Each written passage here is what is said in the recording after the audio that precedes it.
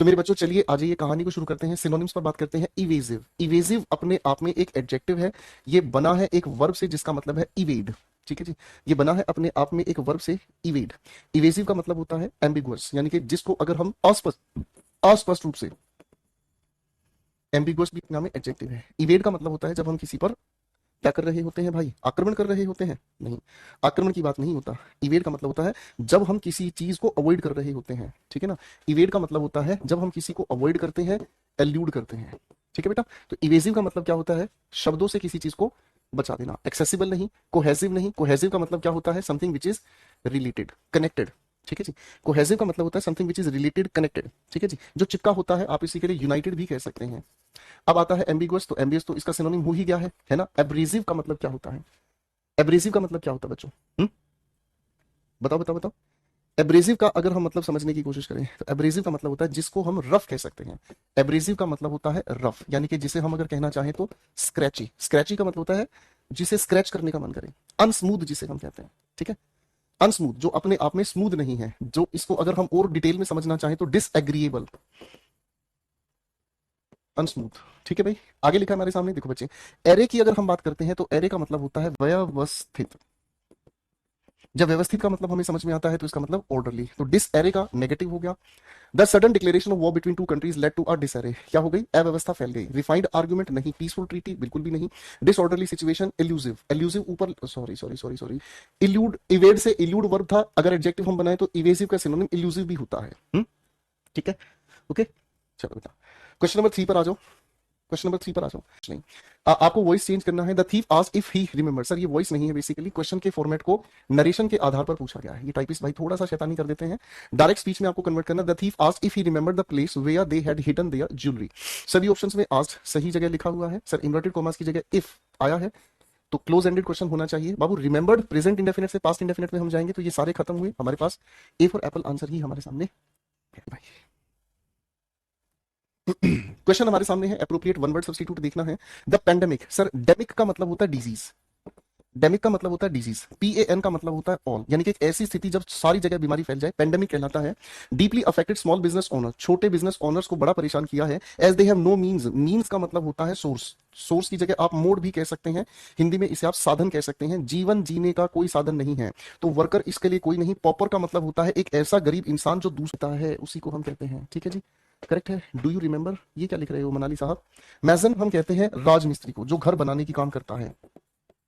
ठीक है जी, अनएम्प्लॉयड बेरोजगार, सर बेरोजगार नहीं, बेरोजगार की जगह हमें ये कहना होगा कि भाई पेंडेमिक जब आया तो हालात ऐसे हो गए कि हर किसी इंसान के पास खाने के लिए पैसा नहीं, कुछ भी नहीं बचा, इसलिए गरीबी बहुत ज्यादा डिपेंडेबल हो गई। अगले क्वेश्चन पर आते हैं भाई। Question number 5 and 6 we have ladies and gentleman. लिखा है सवाल, delivering that furniture to the 10th floor. उस फर्नीचर को 10वें फ्लोर पर डिलीवर करना without the lift and incline. ना तो लिफ्ट काम कर रही थी ना इंक्लाइन काम कर रहा था। इंक्लाइन का मतलब क्या होता है, आप किसी सरकारी दफ्तर किसी भी जगह अगर आप जाते हो तो जैसे मान लीजिए ये उस दफ्तर का एंट्रेंस है, यहाँ सीढ़ियां बनी हुई हैं, तो सीढ़ियों के साथ एक इस तरीके का रैंप भी बना दिया जाता है। किस लिए, ताकि अगर मान लीजिए कोई इंसान फिजिकली चैलेंज है, अगर मान लीजिए कोई इंसान फिजिकली चैलेंज है तो उसके लिए, जैसे वो व्हील चेयर पर है या स्ट्रेचर पर है, किसी भी चीज पर है, तो उस इंसान के लिए एक अलग से इस तरीके की रैंप बना, that is called incline. Is incredibly foolish and next to impossible, ये बहुत मूर्खता से भरा है, साथ साथ ऐसा करना बिल्कुल मुश्किल है। तो इसे क्या कहते हैं? Like a tree known by its roots, बिल्कुल नहीं। As tight as bark of the tree, बिल्कुल नहीं। Nailing jelly to the tree, jelly को आप कील से गाड़ सकते हैं ट्री पर, नहीं। आप कहोगे सर जेली तो अपने आप में इतना फ्लेक्सिबल होता है जस्ट लाइक एमोएबा, आप अगर कील से गाड़ोगे तो वो लटक के नीचे गिर जाएगा। असंभव प्रयास है, like going between the bark and the tree, ये तो खैर अलग बात है। ठीक है कि इंक्लाइन आपको देखने को ज्यादा मिलती है बेटा Shivam. My daughter participate in the dance competition that is organise every year by the Lions club. हर वर्ष जो लॉयन क्लब एक डांस कॉम्पिटिशन ऑर्गेनाइज करता है, तो मेरी जो बेटी है वो हमेशा उसमें पार्टिसिपेट करती है। ठीक है ना जी, तो पार्टिसिपेट हमेशा करती है, फ्रीक्वेंट एक्शन है तो प्रेजेंट इंडेफिनिट से बता देंगे। ठीक है, the times of India is a leading newspaper. आपको पार्ट्स ऑफ स्पीच के अनुसार बताना है ये क्या कर रहा है, क्या है कहानी हमारे सामने। सर ये न्यूज़पेपर नाउन है, नाउन को क्वालिफाई कर रहा है, न्यूज़पेपर के लिए डिटरमिनर है, तो इतनी सी बात है ना जी। गलत स्पेलिंग आपको बतानी है दोस्तों। सर कोंग्लोमोरेट अपने आप में हमारे सामने एक गलत स्पेलिंग है, इसकी सही स्पेलिंग क्या होगी, साथ साथ आप इसका मुझे मीनिंग भी बता दीजिए। ये वर्ड मैंने आपको बता भी दिया था बच्चों, पहले भी हमारा पढ़ा हुआ शब्द है ये। ठीक है, बताओ बेटा, विंडिकेशन अपने आप में बिल्कुल सही है, कॉन्सेंट्रेट सही है, साइकोमेट्रिक अपने आप में सही है। विंडिकेशन का मतलब होता है जब हम किसी के खोए हुए सम्मान को वापस उसे लौटा देते हैं, ठीक है ना। इसका मतलब आप विंडिकेशन को कह सकते हैं क्या चीज, डिफेंस, या फिर आप इसी को कहते हैं क्या चीज, एक्सोनरेशन। क्या कह सकते हैं, एक्सोनरेशन, किसी को वापस सम्मानित कर देना, ठीक है ना, किसी को वापस उसकी सम्मान को मतलब किसी की इज्जत को वापस। कोंग्लोमरेट की स्पेलिंग ठीक कर दीजिएगा। शाबाश श्रेया पांडे, बहुत बढ़िया। CON का मतलब आपने बताया टुगेदर, दैट्स ग्रेट, ठीक है, नाइस नाइस, वेरी अच्छी अच्छी अच्छी बात है बेटा। क्वेश्चन नंबर 9 पर काम कर लेते हैं थोड़ा सा। 9 क्या कहता है, पार्ट बताना है बेटा आपको, इसमें कोई एरर नजर आ जाए तो। चलिए क्वेश्चन नंबर 9 पर काम करते हैं। Just over a year ago, एक साल पहले की बात है, ठीक है जी। Policy makers were worried about China's tumbling stock market. Tumbling का मतलब होता है लड़खड़ाती हुई, टम्बलिंग का मतलब होता है बेटा लड़खड़ाती हुई, ठीक है जी, stock markets, but now it is China's property market. आज के समय में चाइना की ये प्रॉपर्टी मार्केट है, दैट कॉजिंग, कॉजिंग नहीं नहीं, दैट कॉजेज यार, आज के हालातों की बात कही गई ना, नाउ आज के हालातों की बात कही गई है, now that causes worries at home and abroad. आज चाइना में भी बुरे हालात है और चाइना की वजह से दूसरे देशों में भी बुरे हाल हैं, ठीक है ना जी। मतलब एक साल पहले की ही बात है, जो चाइना के पॉलिसी मेकर्स हैं वो वरीड थे किस बात में, कि चाइना की स्टॉक मार्केट हिली पड़ी है। वैसे आज चाइना के हालात अगर हम देखें ना, तो आज पूरा का पूरा जो चाइना है, जो पूरी की पूरी जो चाइना है बाढ़ से ग्रस्त है। आज उनको समझ में एक चीज आ गया है कि डेवलप्ड कंट्री होने के लालच में हकीकत में देश का बेड़ा गर्क कर दिया है ना भाई। वैसे करनी पड़ जाती मुझे सिनोनिम बताना है, रिवोल्यूशन। रिवोल्यूशन को अगर हम सामान्य भाषा में समझने की कोशिश करें तो ये बताना चाहता है हमें अ सडन चेंज, अचानक से आए परिवर्तन को। इसी को हम सामान्य भाषा में क्रांति कहते हैं। सिनोनिम की बात अगर हम करें तो हार्मनी, मेल मिलाप को कहते हैं, ऑर्डर व्यवस्था को कहते हैं, स्टेग्नेशन जो चीज जमाव को कहता है गायरेशन। शब्द गायर से ये बना है और गायर का मतलब होता है वर्लपूल, वर्लपूल चक्कर, ठीक है जी, फाइन, बात समझ रहे हैं, ओके जी, fine. Copying someone else work and trying to submit it as your own, that is called plagiarism. प्लेजिया, इसको पढ़ना सीखेंगे बाबू, प्लेजियारिज्म, ठीक है जी। प्रेम्बल को हम हिंदी में कहते हैं प्रस्तावना। प्रस्तावना एग्जैक्टली क्या होता है भाई, प्रस्तावना अपने आप में एक वो है जो किसी प्रस्ताव को समझाता है, यानी कि बहुत लंबे चौड़े ऐसे को समझाने का काम करता है, that is called preamble. Polygamy, many, शादी करने का शौक। एक्सटेम्परी, इसका उच्चारण ध्यान रखेंगे, एक्सटेम्परी, एकदम से कोई भी स्पीच किसी के सामने बात दे देंगे, ठीक है जी, फाइन।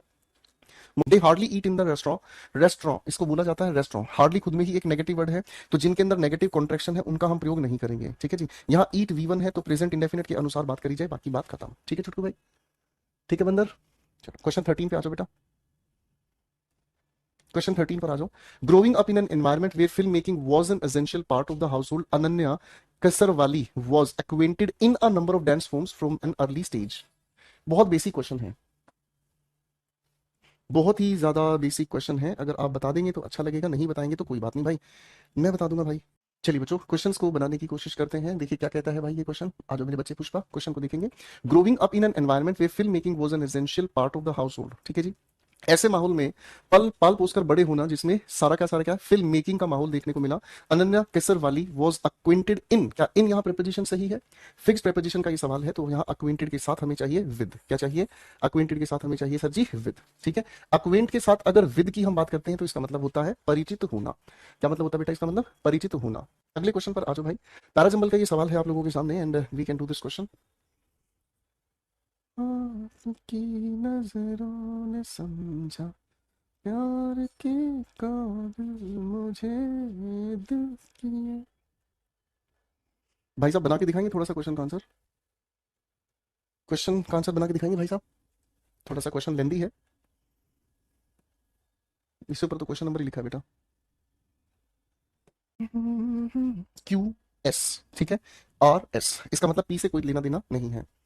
देखो बेटा हमारे सामने S1 ये ओपनिंग स्टेटमेंट है, फिक्स है, ये हमारे सामने क्लोजिंग स्टेटमेंट है, ये भी फिक्स है।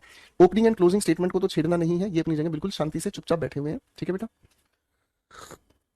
बहुत ही शानदार चाय। Historians have often explain religious and social reform in India.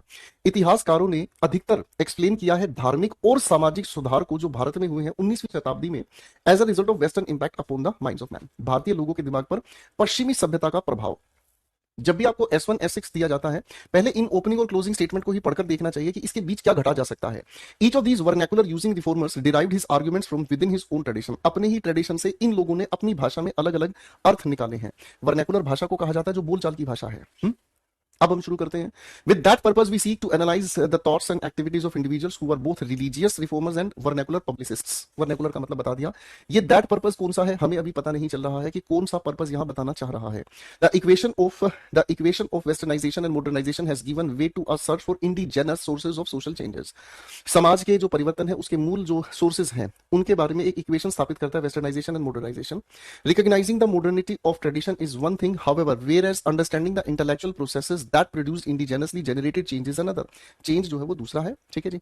चलो, others have recognized that this was entirely too simple an explanation for the intellectual and social changes that took place in India and other places that fell under the foreign colonial rule। यहां पर आपको 19वीं शताब्दी के बारे में बात कहा गया है और 19वीं शताब्दी में इतिहासकार ये कहते हैं कि धार्मिक और सामाजिक सुधार जो भारत में हुए हैं उनका जो परिणाम है किससे है, as a result of western impact. और इसी चीज को एक्सप्लेन करता हुआ नजर आ रहा है क्या, दूसरे लोग यह मानते हैं कि यह इस वजह से हुआ क्योंकि यह बिल्कुल सामान्य था। ये सामान्य एक्सप्लेनेशन है for the intellectual and social changes. Sir बौद्धिक विकास हुआ लोगों का इसी एज में और सामाजिक जो परिवर्तन देखने को मिला, that is the only reason. तो एस की शुरुआत हम यहां पर फिट कर सकते हैं, ए और बी दोनों गए। अब एस के बाद आप मुझे बताएंगे कि एस के बाद पी फिट हो रहा है या क्यू फिट हो रहा है। एस के बाद पी फिट हो रहा है या क्यू फिट हो रहा है, देखिए बताएं।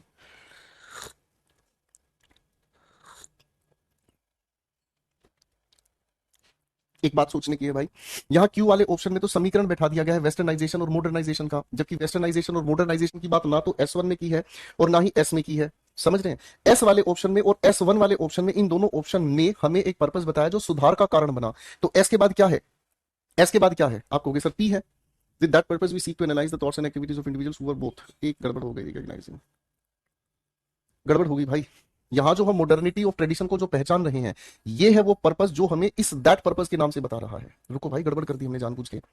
एक बात हमें समझ में आएगी, जो पहचान हमें बनानी है, modernity of tradition is one thing, however whereas understanding the intellectual process. इसी पर्पस को बताने आर के बाद तो पी हमें चाहिए। आर के बाद पी, इन दोनों में कौन से में है, ये उल्टा कर दिया जानबूझ के इसने, ठीक है जी। एस के बाद क्यू फिट तो हो ही रहा है, उसमें दिक्कत नहीं है, लेकिन यहां दैट पर्पस जो बता रहा है, इस रिकॉग्नाइज करने के पर्पस को हमें कैसे पाना है। अच्छा सवाल था। चलिए बेटा, क्वेश्चन 15 एंड 16 बनाकर देखते हैं। क्वेश्चन हमारे सामने लिखा हुआ है भाई, her voice soft and blank float effortlessly through the room. देखो थोड़ा सा दिमाग लगाने की कोशिश करते हैं। तो एंड कंजंक्शन का व्यवहार हमें पता है क्या, पहला इसका व्यवहार पता है, ये हमें बैलेंस बनाना सिखाता है।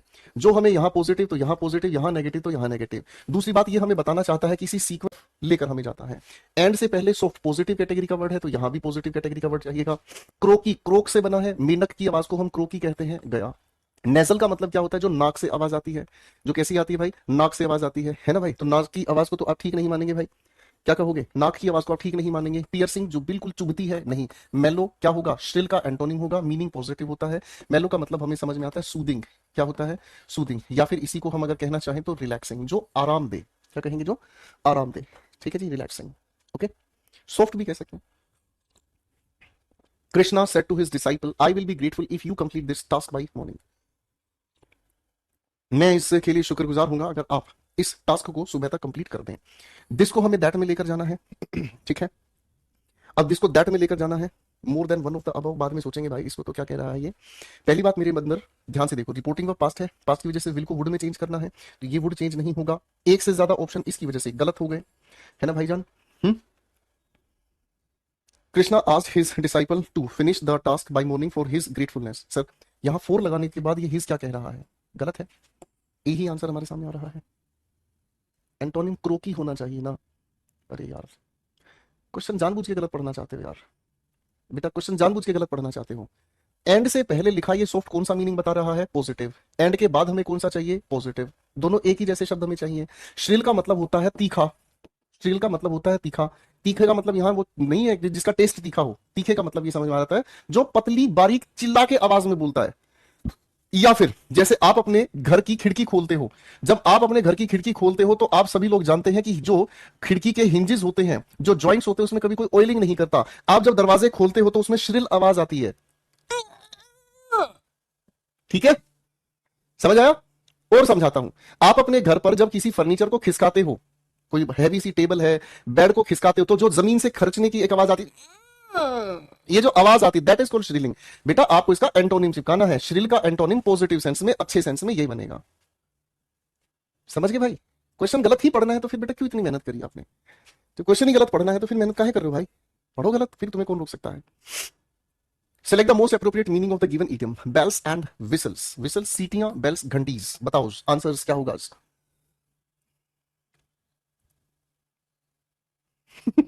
मैं सबको मुक्क उड़ा रहे हैं। आज के बाद किसी को चाय नहीं मिलेगी मेरे पास, याद रखना। बेल्स एंड विसल्स किसका अर्थ बता रहा है भाई। बेल्स एंड विसल्स का मतलब अ सीरियस डिसएडवांटेज नहीं होता है, to take on a difficult task नहीं, इनोवेटिव डेवलपमेंट नहीं, अट्रैक्टिव होता है। अरे घंटियां बजाई जाती हैं ताकि लोग आकर्षित हो भाई साहब। Unnecessary features added to products, कभी कभी प्रोडक्ट्स के साथ अननेसेसरी फीचर्स ऐड कर दिए जाते हैं। ठीक है, ठीक है। हाँ है ना।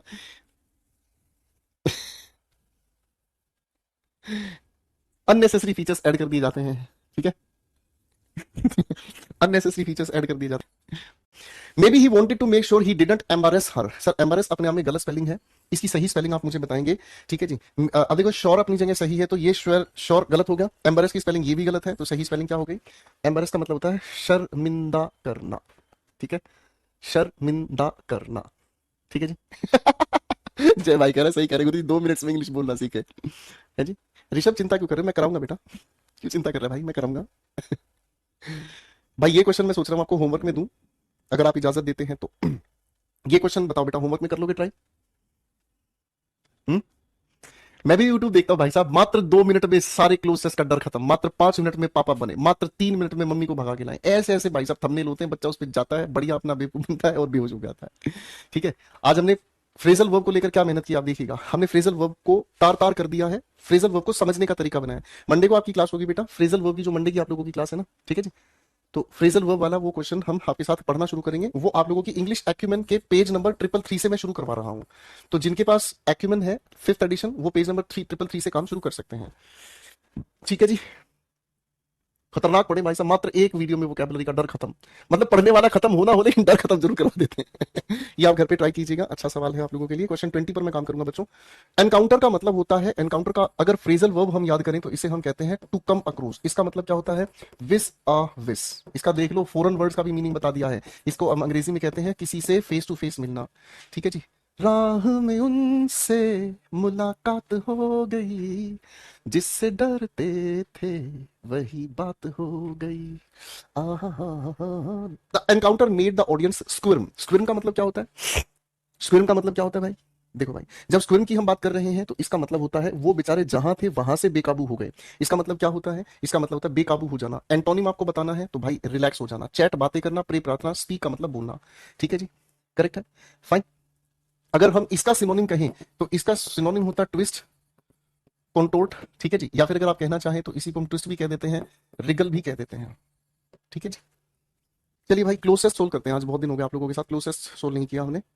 सीएचएसएल की परीक्षा से उठाया गया है सवाल, बनाओ भाई।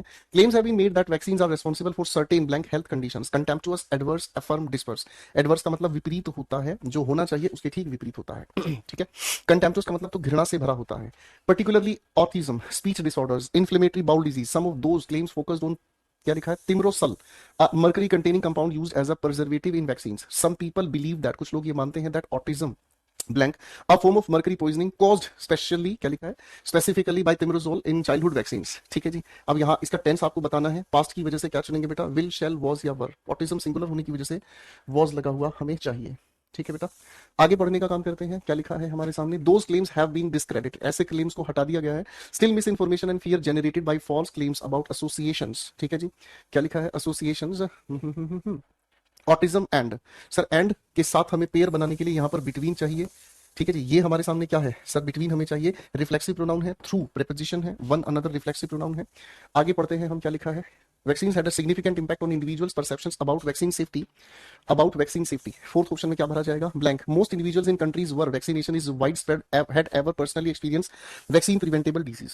तो मुझे लगता है इसके अंदर और आगे इन्फॉर्मेशन को बढ़ाया गया है। जब इन्फॉर्मेशन को आगे हम बढ़ाते हैं उदाहरण के तौर पर, तो ये फॉर इंस्टांस आपको कहा गया है। ठीक है जी। आखिरी line, thus the focus of concern for some people shifted from negative effects of vaccine preventable disease to possible negative effects of the vaccines themselves, yourself, ourselves, itself. Vaccine plural की बात कर रहा है तो प्लूरल के लिए reflexive हमें क्या मार्क करना पड़ेगा, एम्फेटिक है बेसिकली। ठीक है जी, themselves. So this is all for today, thank you so much ladies and gentleman. बेटा पूरी आंसर की आप लोगों को दिए, एक क्वेश्चन आपको होमवर्क में दिया है, try to do that question.